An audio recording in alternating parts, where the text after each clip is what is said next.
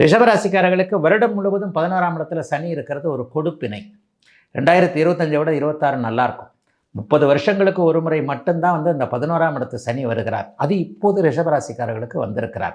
12 ராசியில் நீங்கள் கொஞ்சம் கொடுத்து வச்சவங்கன்னு தான் சொல்லுவேன். வயதிற்கேற்றார் போல் ஓரளவுக்கு ரிஷபராசிக்காரர்களுக்கு நல்லாவே இருக்கும். அந்த காலத்தில் ஒரு 4-5 வருஷத்துக்கு முன்னாடியே கஷ்டப்பட்டீங்கல்ல, இப்போ கொஞ்சம் சந்தோஷத்தை அனுபவிச்சுட்டு போங்கன்ட்டு பரம்பொருள் ஏதோ ஒரு வகையில் ஓரளவுக்கு நல்ல விதமான பலன்களை உங்களுக்கு கொடுக்குதுன்னு தான் நான் சொல்லுவேன். ஆகவே ரிஷபராசிக்காரர்களுக்கு கஷ்டம் இல்லாத ஒரு 80% நல்ல பலன்கள் நடக்கக்கூடிய தன்மைகள் இப்போது கண்டிப்பாக உண்டு. ஆகவே ரிஷபத்தினர் வரவேற்கக்கூடிய ஆண்டாக இந்த 2026ஆம் ஆண்டு இருக்கும். வருடத்தின் முதல் 5 மாதங்களில் பொருளாதார முன்னேற்றம் தன்னிறைவாக இருக்கக்கூடிய அமைப்புகள் உண்டு. வேலை நல்லாயிருக்கும், தொழில் நல்லாயிருக்கும், வியாபாரம் நல்லாயிருக்கும். ஒருத்தர்கிட்ட காசு கொடுக்கல் வாங்க லேவாதேவி பண்ணுறதுன்னு சொல்லுவாங்க இல்லையா, கொடுக்கல் வாங்கலாம் நல்ல சிரமம் இல்லாமல் இருக்கும். உழைப்பிற்கு ஏற்ற உண்மையான ஊதியம் கண்டிப்பாக கிடைக்கும்.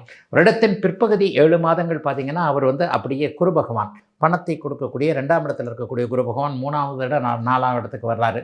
அப்போ கொஞ்சம் ஒரு மாதிரியாக ட்ராவல் வெட்டி அலைச்சல்னு சொல்கிறாங்க இல்லையா, ஒரு வீணான பயணங்கள், அதன் மூலமான கொஞ்சம் கஷ்ட நஷ்டங்கள் இருந்தாலும் கூட 11ஆம் இடத்தில் இருக்கக்கூடிய இந்த சனி பகவான் உங்களுக்கு ஆணி பசுமரத்தாணி அடித்த மாதிரி ஒரு இடத்துல வலிமையாக உட்காந்துருக்கிறார். உண்மையிலேயே நல்ல பலன்களை அவர் செய்வார்.